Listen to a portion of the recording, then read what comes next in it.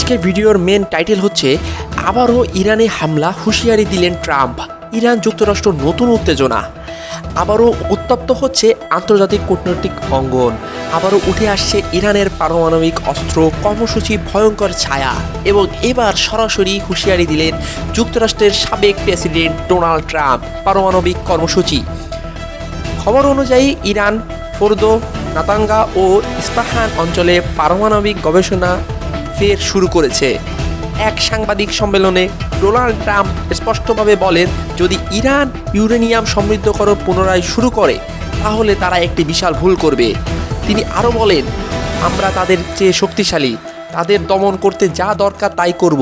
এই হুঁশিয়ারির পিছনে রয়েছে ইরানের সাম্প্রতিক বিশ্লেষণ মতে, ইরান যদি ইউরেনিয়াম সমৃদ্ধকরণে গোপন কার্যক্রম চালিয়ে যায় তাহলে মধ্যপ্রাচ্যে নতুন বড় ধরনের সংঘাতের সূত্রপাত হতে পারে। ট্রাম্প প্রশাসন বরাবর ইরানের বিরুদ্ধে কড়া অবস্থানে ছিল। 2018 সালে যুক্তরাষ্ট্র ইরান নিউক্লিয়ার ডিল থেকে বেরিয়ে আসে, আর তারপর থেকে ধীরে ধীরে বেড়েছে উত্তেজনা। তাহলে প্রশ্ন হচ্ছে, ট্রাম্প যদি আবার ক্ষমতা ফেরেন তাহলে ইরান কি আরও বড় সংকটে পড়বে? ইরান যুক্তরাষ্ট্র সম্পর্ক কি নতুন যুদ্ধের পথে এগোচ্ছে, নাকি পারমাণবিক অস্ত্র এই দৌড় শেষ পর্যন্ত কোনো পরিণতি আনবে? আপনার মতামত কি কমেন্টে জানাতে ভুলবেন না। ভিডিওটি ভালো লাগলে লাইক দিন, সাবস্ক্রাইব করে পাশে থাকুন।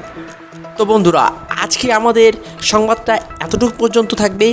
আপনারা জানতে পেরেছেন কিভাবে ইরান এবং ডোনাল্ড ট্রাম্পের মধ্যে সংঘর্ষ চলমান, এবং আপনারা এটাও জানেন যে ডোনাল্ড ট্রাম্প কিন্তু কিছুদিন আগেই বলে দিয়েছিলেন যে তারা যুদ্ধ বিরতি করতে চায়, কিন্তু বর্তমানে ডোনাল্ড ট্রাম্প আসলে কী চাচ্ছে সেটা তিনি নিজেই জানেন, এবং বোঝা যাচ্ছে না ইরানের সাথে পরবর্তীতে ডোনাল্ড ট্রাম্প কী খেলা খেলতে পারে। এরকম আপডেট নিউজ পেতে আমাদের চ্যানেলটি সাবস্ক্রাইব করে আমাদের পাশে থাকুন। সবাই সুস্থ থাকবেন, ভালো থাকবেন, আল্লাহ হাফেজ।